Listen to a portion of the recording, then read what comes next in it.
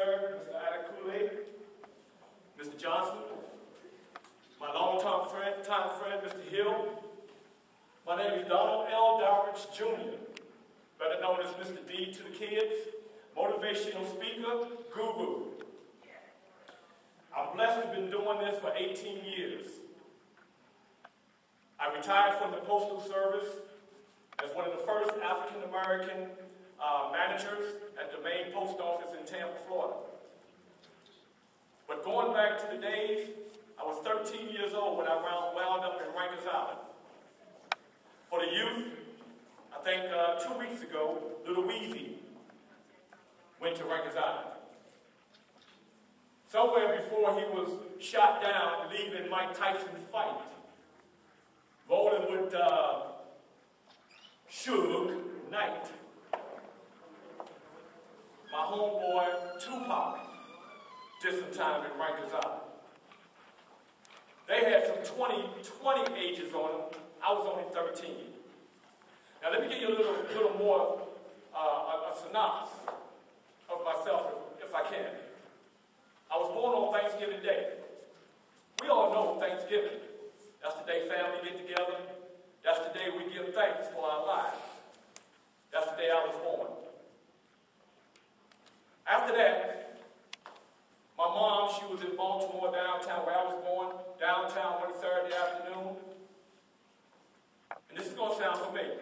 My dad, 19 years old, he was incarcerated. Young man stepped to my mom and said, "Hey, I like you." My mom broke it down. "I like you too." So next thing you know, he told my mom, he said, "If you like me, you need to kick those babies to the curb." When I started remembering things at 5 or 6 years old, I was in my second foster home. In my second foster home in a place called Turner Station. Turner Station is the same place that brought the world the likes of Calvin Hill, that played with the Dallas Cowboys, the former head of the NAACP, Mfume, and a few others. In that second foster home, here's a child, just like these children here, that was born in this world for L-O-V-E, love. But here's a child who was mentally, physically, verbally, sexually, and physically abused.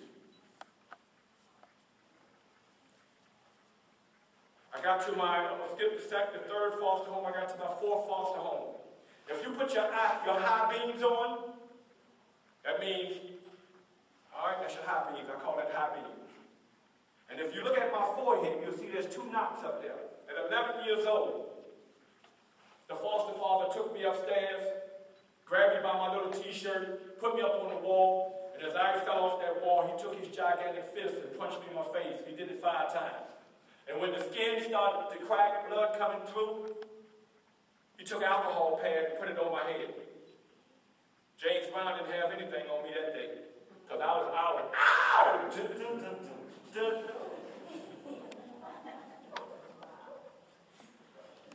They finally moved me from that foster home, took me to another one, my 5th foster home, which was cool. Then all of a sudden the word came down that my dad was coming to get me. Donald L. Dowridge, Sr. He took me to New York, South Bronx. And I went through more pain. I was already in the ghetto. I was already in pain. But at 500 East 165th Street, I was in more pain. I was in turbulence.